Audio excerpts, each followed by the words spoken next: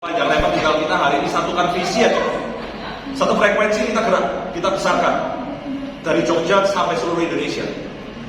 Saya pastikan hari ini mobil-mobil pertama yang keluar, ribut-ribut mobil pertama harus adalah leader-leader Jogja ya Pak. Amin. Oke, berarti itu kan mobil depan saya akan kepada Pak Ahmad. Oke, suara saya terdengar nggak? Bicaranya tidak sekencang Pak Henry ya. Assalamualaikum warahmatullahi wabarakatuh. Waalaikumsalam.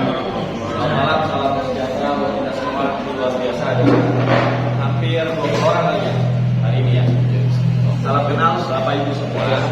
Saya adalah Angga Hadi Putra, founder atau CEO dari Suwadi Group dan juga dari Traders Group. Jadi sebelum saya mau sepatah dua patah kata, saya mau menyampaikan hal ini Bapak Ibu. Jadi setiap kali saya presentasi dimanapun, saya selalu berkata bahwa apapun yang saya katakan ini bukanlah upaya untuk membuat Bapak Ibu itu percaya dan gabung kita.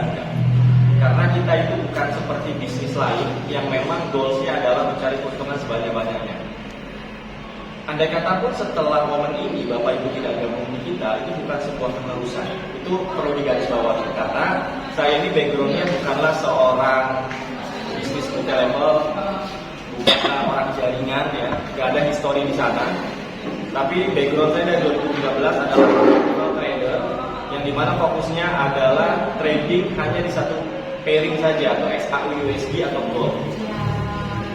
Yang kedua, background saya adalah seorang advokat atau lawyer yang memang saya itu sangat amat benci dan antipati dengan yang namanya skema ponzi, yang namanya robot trading, yang ujungnya scam ya.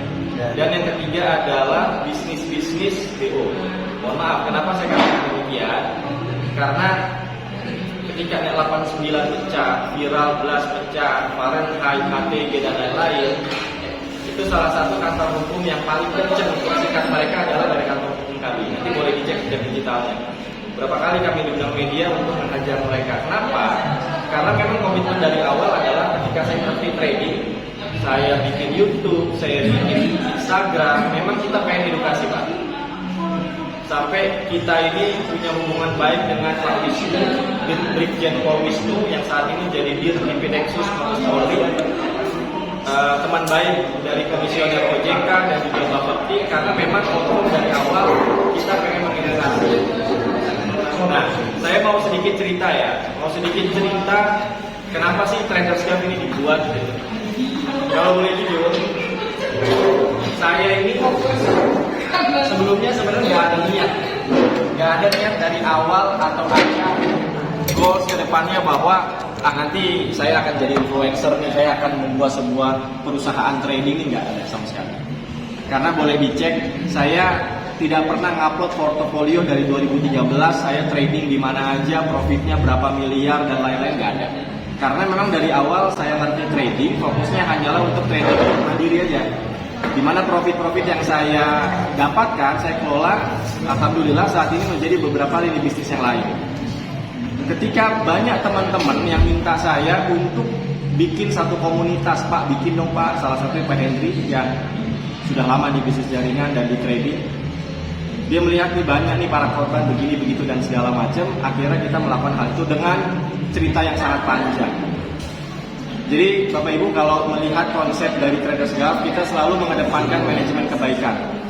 CSR kami di Traders Group ini saat ini alhamdulillah sudah cukup sebenarnya untuk membackup apabila hal-hal yang tidak diinginkan terjadi. Karena dalam trading ini itu seperti yang Pak Henry katakan, tidak ada kepastian orang itu pasti nggak akan mungkin loss atau nggak akan mungkin bangkrut, itu nggak ada.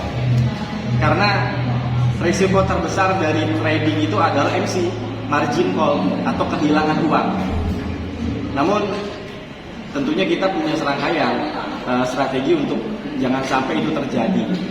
Tapi gini, saya prinsipnya kalau equity saya tidak mencukupi apabila hal yang tidak diinginkan terjadi, saya nggak mau jalankan. Karena kenapa? Tentu mohon maaf, komunitas ini bagi saya adalah small business ya.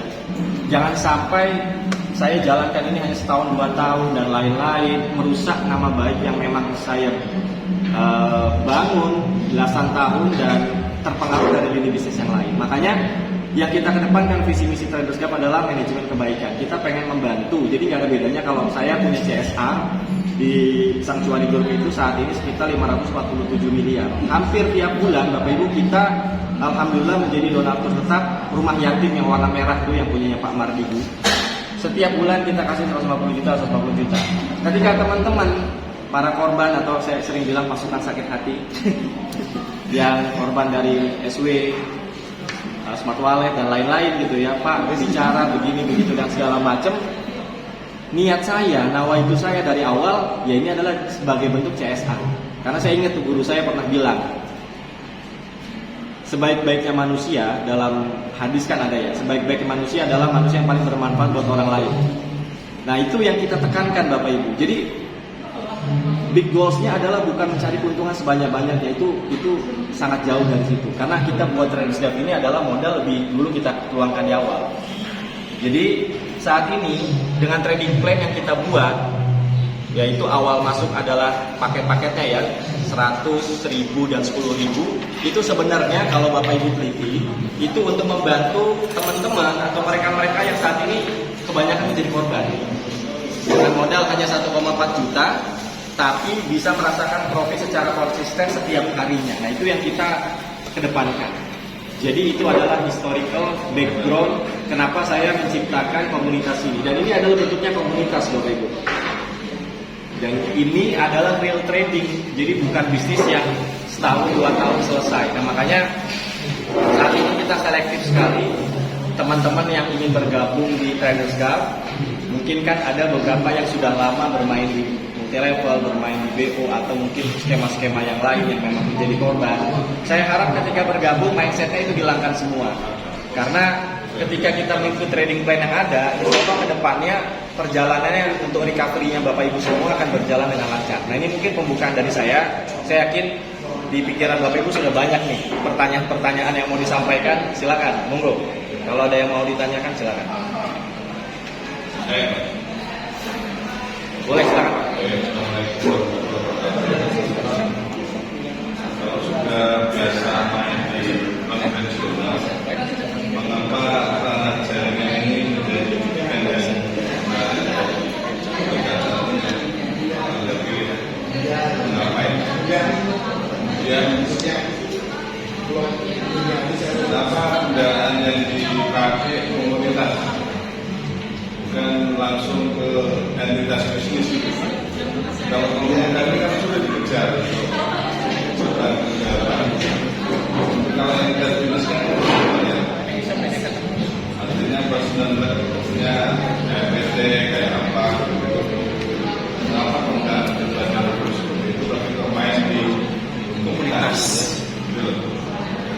Baik, pertanyaan bagus. Keuntungan yang Anda harapkan itu buat kami-kami yang kadang-kadang ratusan main ratusan bulan berapa? Kalau tinggi jaringan sampai berapa level, sponsornya berapa? Saya masih gelap untuk hal ini. Terima kasih. Terima kasih Pak. Dengan Bapak siapa Pak? Yasin. Pak Yasin. Pak Yasin. Ini good question ya. Saya berharap pertanyaan yang harus diajukan itu harus pertanyaan yang kritis karena saya orang juga begitu. Untuk pertanyaan yang terakhir mengenai trading plan, mengenai berapa kedalaman dan lain-lain, itu nanti bisa dibantu jelaskan ke teman-teman leader yang lain atau nanti ke Pak Hendri ya. Saya mau menjawab sesuatu yang lebih esensial. Pak Rangga secara langsung Pak Yasin tadi bertanya, kalau Pak Rangga sudah punya bisnis konvensional yang enak, yang nyaman, kenapa bikin Traders Gap gitu ya, kurang lebih ya. Dan kalaupun dibikin, kenapa nggak naik status menjadi PT yang punya potensi masalah atau bisa berpotensi masalah ke depan. Itu seperti saya info di awal Pak. Saya nggak merasa saya ini ingin membuat Traders Gap di awal. Jadi saya nggak ada niat. Jadi bukan saya yang mencari-cari bisnis apa ya yang lagi hits ya, terus kemudian makanya mindsetnya di awal kita harus satu frekuensi dulu. Makanya saya bilang di awal, ada atau tidaknya komunitas ini buat saya alhamdulillah tidak mempengaruhi equity atau kehidupan saya. Jadi bukan segmen utama saya. Bahkan tadi saya bilang apapun yang saya omongkan jangan dimaknai bahwa ini upaya sosial. Maaf, karena saya yakin di sini 90% orang jaringan. Jadi mindsetnya apapun yang dikatakan seolah ini adalah untuk meyakini teman-teman untuk bergabung di kita, itu tidak. Ya. Jadi menurut saya ini media dakwah saya.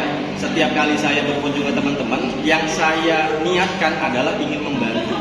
Jadi tidak ada keharusan Bapak Ibu setelah mendengarkan presentasi ini masuk atau tidak, itu bukan sebuah keharusan. Pertama. Yang kedua,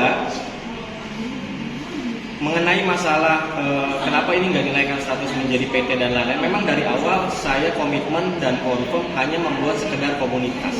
Tapi masalah legalitas, ini kan masuk ke dalam grup company saya. Saya kan punya company yang tadi saya bilang Sanctuary Group, itu tentu ada legalitasnya.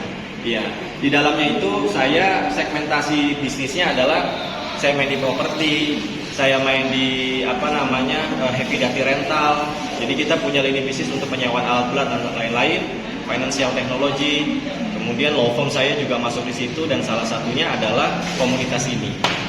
Dan memang saya tidak akan mau sampai kapanpun menaikkan status menjadi PT, Pak.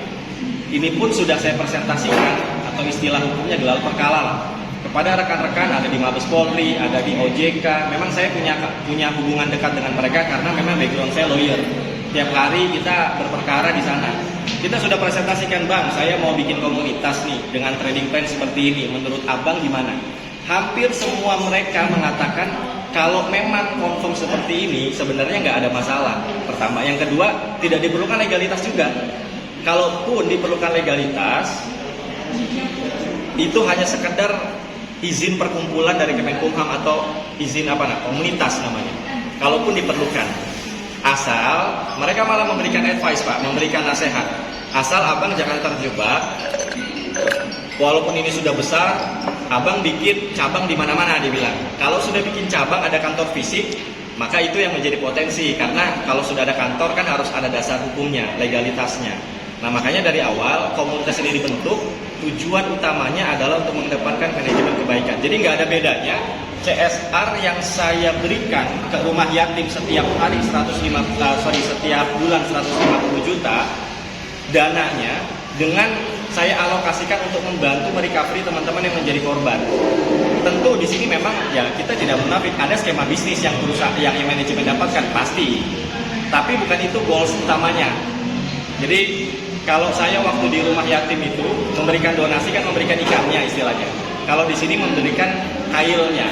Jadi tidak membuat orang jadi terlena karena orang itu harus bekerja dulu, harus tergabung, merekrut dan lain-lain baru dia mendapatkan sebuah keuntungan.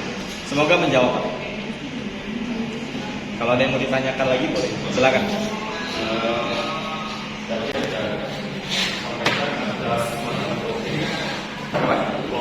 Floating ya. Kalau kita hanya tentang bola kecil, tangga berjalan. Seandainya floating dengan waktu yang berjalan berprediksi dengan nilai kecil kalau kita gimana? Hanya floating tidak bisa prediksi ini. Itu gimana maksudnya? Apa kita yang sangat jualan dengan kita sejak Oktober itu menjalankan copy trade. Jadi copy trade itu teman-teman punya akun sendiri-sendiri.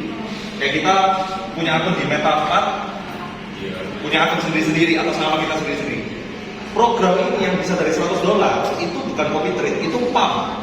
Jadi semua dikumpulkan di satu akun untuk menghindari itu, Pak.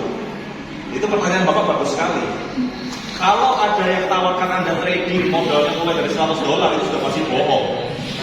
Kita emas saja kemarin Jumat pagi-pagi Iran dirudal lagi langsung terbang 40 poin baru pagi-pagi itu orang kalau ada sakit stroke habis itu uangnya. Tapi dananya teman-teman ini dikumpulkan dari satu pump. Kalau tahu konsep akun pump itu dananya semua masyarakat ini gabung jadi satu. Jadi tradingnya menggunakan dana besar. misal kalau misalnya kita ada yang masuk dengan standar trading konsisten yang sudah dijalankan, seandainya ini profitnya ada terprediksi, kan otomatis terus minus saja kan. Dan berjalannya waktu, misalnya sudah lanjut baik ya, terus ternyata nggak turun, atau mungkin kalau naik untung lah ya, kalau nggak turun gimana juga habis ya. Kenapa saya sudah pegang aplikasi MetaTrader misalnya? Itu tadi kan saya sampaikan. Kita trading ini dapat keuntungan bukan hanya dari profit margin, tapi ada yang namanya rebate. Saat ada posisi Anda nyantol, masih loading ya, kan belum dikatakan rugi Pak, karena belum kita lepas. Kita akan ambil posisi lagi di bawah. Apa diinjek terus? Bukan diinjek lagi, tapi ambil posisi baru lagi kan. Saat Anda mengambil posisi, mau posisi itu buy, sell, mau profit ataupun loss, ada yang namanya komisi diberikan oleh broker. Tadi kan saya katakan, kita membayarkan teman-teman bukan hanya dari profit, jadi kalau lagi floating kita bayarnya dari komisi. Contoh, Anda ambil posisi buy, ya, buy Anda ini nyantol, berarti kan kita nggak bisa ambil profit dari buy ini. Di bawah kita bisa ambil sell lagi. Belum nginapnya kena cas ya? No, swap free. Broker keluar swapnya free. Kita jangan ambil yang swapnya berbayar, tekor kita. Jadi swapnya free, no commission. Trading terus, ambil posisi terus. Pak Angga kalau ambil posisi, beberapa posisi, multi posisi. Kalau sudah pump account seperti ini ya. Jadi kalau ada posisi yang nyantol, biarkan aja. Ada posisi-posisi baru, kita ambil keuntungan di sana dan ambil rebate di sana untuk bagi teman-teman. Makanya keuntungan akun PAM ini adalah teman-teman bisa mendapatkan keuntungan meskipun ada posisi yang masih floating. Kalau kita tunggu floatingnya lepas semua baru dapat untung, mau kapan kita untungnya? Itu kenapa dibutuhkan modal yang besar. Floating ditahan, hilang Pak. Floating harus lepas profit Pak, nggak boleh floating minus dilepas. Tunggu profit baru dilepas. Maka itu biarkan aja posisinya, kita ambil posisi lagi di bawah. Bapak aktif trading sampai sekarang? Enggak ya? Trading margin itu luar biasa. Itu harta karun itu tidak dibawa laut. Harta karun yang benar itu ada di industri trading, buy sell kan. Kita nggak harus tunggu naik baru dapat untung, sell pun turun bisa dapat untung, ya kan? Saat kita ambil TikTok, selain dapat profit kita dapat komisi. Pak Angga dibayar komisi $17,5 per lot dari broker. Hari ini posisinya dilepas minus saja dia tetap dibayar komisi. Jadi kita kalau trading itu sebenarnya kita selain dapat keuntungan dari margin, kita dapat keuntungan komisi juga rebate. Dan bila ada rebate Pak, ya mau tradingan Anda nggak untung aja loh. Untung rugi. Tetap ada dibayar oleh broker yang namanya komisi. Itu bisa membayarkan mungkin teman-teman setiap hari. Itu nanti setiap member apa dikasih aplikasi kayak kita trader. Nah ini akun pantaunya diberikan, akunnya Pak Angga, akun utama. Bapak mau lihat dari mana sih Bapak kok bisa dibayarkan profit segitu banyak setiap hari, dapat reward, dapat bonus, ya dari sana kuncinya. Berani nggak perusahaan keluarkan dapurnya yang teman-teman bisa lihat, oh untungnya segini ya Pak Angga ya. Sedangkan kali ini profit kita cuma diberi sekian. Masuk akal nggak? Make sense nggak? Panjang nggak bisnisnya? Gitu loh. Kita nggak boleh ngomong bisnis selamanya ya, kita kabur. Wah, ini akan selamanya. Sekelas bank besar BCA aja, siapa yang berani garansi bank itu masih ada lagi 5 tahun dari sekarang atau 10 tahun dari sekarang. Jadi, tapi kalau kita pelajari historinya, modal tradingnya Pak Angga, itu yang membuat saya juga berani, ayo Pak kita bangun komunitas Pak. Jangan kita nikmati sendiri. Kalau kita nikmati sendiri sebenarnya sudah enak. Teman-teman itu kalau titip uang bukan 100-200 juta. Ibaratnya kan dia nggak bisa trading nih, tapi punya duit nih, kayak Bapak tadi kan bilang ya diputar di mana ya uang segini banyak ya daripada nganggur. Tapi kalau kita trading kan sendiri habis uang, loss sendiri di marketnya gitu. Kita cari trader yang kompeten, yang bagus, konsisten, kerjasama. Ini kita lagi kerjasama sebenarnya. Timnya Pak Rangga kerja buat analisa trading, kita cari market. Kita nabung di sini, kita taruh duit, kita kembangkan jaringan. Ini kerjasama kita. Karena kita percaya, oh Pak Rangga dan timnya record bagus. Pak Rangga belum pernah MC, saya belum ketemu trader, belum pernah MC. Oh, apakah karena Pak Rangga hebat? Belum tentu, tapi modalnya yang hebat kalau saya bilang. Jadi kalau dibutuhkan injek lagi. Kapan MC-nya kalau gitu? Nggak MC. Jadi saya tambahkan Pak. Yang paling penting sebenarnya dalam trading itu adalah ketahanan modal atau equity. Kita bayangkan ya, misalnya modal kita 100.000 US dollar, kebanyakan 10.000 deh US dollar. Kita buka open posisinya 0,01 lot dengan metode follow the trend. Karena konsep utama dalam trading kalau kita mau profitable itu jangan melawan arah trend. Sebagai informasi bahwa dalam trading itu kita sebagai trader adalah second layer atau bisa dibilang retail trader. Big tradernya adalah mereka-mereka liquidity provider seperti hedge fund, kemudian bank-bank besar. Kita open posisi 1 miliar pun, 1 triliun pun tidak akan merubah dari pergerakan harga. Jadi follow the trend. Kita open posisi follow the trend dengan lot 0,01, kita mustahil MC, Pak. Jadi memang di sini poinnya adalah ketahanan modal. Kenapa saya tidak pernah MC? Bukan berarti ya, tadi bilang bukan berarti saya jago analisanya, karena dalam trading itu bisnis 1% kecerdasan, 99% adalah penguasaan diri. Yang paling penting kita paham ketika berhadapan dengan market, potensi gagal atau resikonya jauh lebih besar dibandingkan profit. Nah, kebanyakan orang gagal dalam trading yang saya teliti puluhan tahun ini bukan karena mereka nggak jago analisa kok. Kita belajar analisa 1 hari aja di YouTube bisa kita profit, tapi belum tentu konsisten. Karena ketika besoknya dia mau profit ada sifat tamak dan juga sifat-sifat emosi negatif yang nggak bisa dikendalikan. Makanya akhirnya masyarakat kita tuh perlu hal yang cepat, pakai robot trading. Nah, saya katakan di video-video saya juga saya mengatakan bahwa robot trading hati-hati. Ini adalah satu kelemahan atau bisa dibilang manipulasi dalam trading sepanjang masa. Karena belum ada ceritanya robot trading di Indonesia itu yang profitable, yang bisa bertahan lebih daripada 7 tahun. Karena ada kekurangan di robot itu, dia tidak punya emosi, Pak. Ketika dia, wah ini ada news nih, misalnya Jerome Powell yang punya Federal Reserve ini pidato, itu akan berpengaruh itu pergerakan daripada harga atau pergerakan daripada market. Nah, sedangkan manusia kalau nggak yakin, dia open posisi, itu dia tidak boleh open posisi. Ketika floatingnya parah, nah kalau saya pernah Pak, dalam beberapa bulan floating sampai 300.000 US dollar pernah.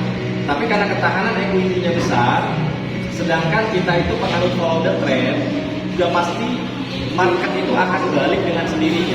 Itu sudah pasti. Walaupun memang waktunya bisa berbulan-bulan. Jadi memang poinnya ada di ketahanan modal. Ya kenapa sih sekarang ini trading jadi momok di masyarakat? Karena susah banget profit. Saya bukan karena dia nggak jago, Pak. Bukan karena dia nggak bisa analisa, tapi nggak bisa mengendalikan dirinya. Dia terjebak sama emosi negatif. Ketika dia floating profit, dia biarkan. Tapi ketika floating loss, ketika floating profit dia langsung loss. Padahal kalau analisanya bagus, itu dia bisa dapat beberapa poin ke depan karena dia masih naik tuh trennya. Tapi ketika floating loss, dia biarkan. Harusnya kan kebalik.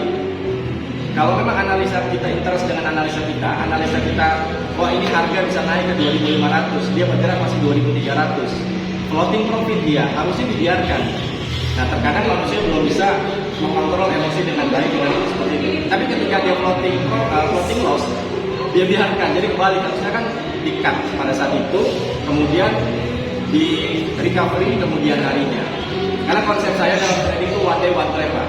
Jadi saya tidak mau over trading. Jadi saya bukan tipikal orang yang trading itu setiap berapa menit sekali lihat laptop, lihat handphone itu enggak. Karena kenapa? Karena kita punya konsep dalam trading untuk menghindari resiko dan presisi analisa kita baik dan benar itu memang ada konsep. Ketika kita yakin sudah open posisi baik, alasannya itu harus kuat. Jadi nggak asal ini menurut feeling saya atau intuisi saya seperti itu. Dan di kita di Traders ini bukan hanya saya satu orang yang trading, karena kalau akun pump itu satu akun dipantau dan dimonitor oleh beberapa trader dan expert. Itu tim yang saya bikin dari 2015 yang tidak punya catatan-catatan buruk di dalam trading, yang memang analisanya baik. Yang paling penting adalah mereka-mereka trader terpilih yang sudah lulus dalam ujian trading saya, yang dinilai secara psikologi memang sudah wise atau sudah bijak lah dalam mengelola menyikapi pasar yang memang berlangsung. Jadi kalau kekuatan equity besar sebenarnya dalam trading aman. Yang paling penting equity. Silakan Pak.